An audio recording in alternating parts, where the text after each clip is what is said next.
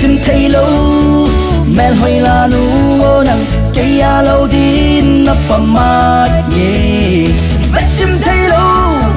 vắt chim thấy lâu là nu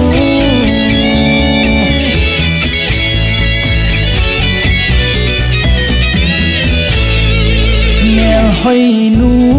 lung se nu na hỏi na nara si chun ai ngol sa e ba hỏi nu ngày chưa lâu núi hiu hiu vin khát về này hình về vắt chim thấy lâu mẹ hỏi là nu nang cây à lâu đi nấp mát nhẹ vắt chim thấy lâu là nu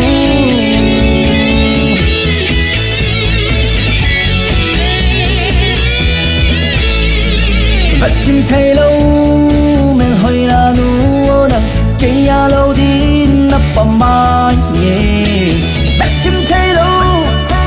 chim thấy lâu là nu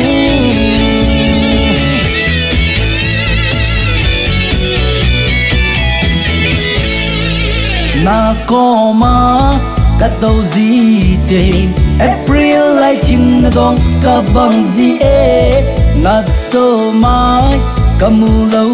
thế za la sa gop ki khai cả bằng gì ta vắt chim thấy lâu mẹ hỏi là nu nang cây à lâu đi nấp mát nhẹ vắt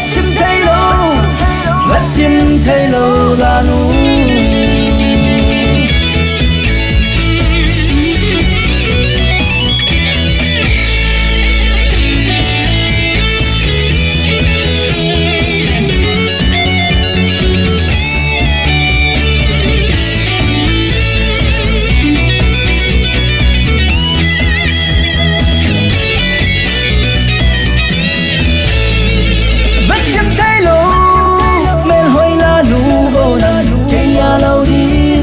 mát nhẹ vắt chim thấy lâu là nu vắt chim thấy lâu mẹ hỏi là nu nang cây à lâu đi nấp mát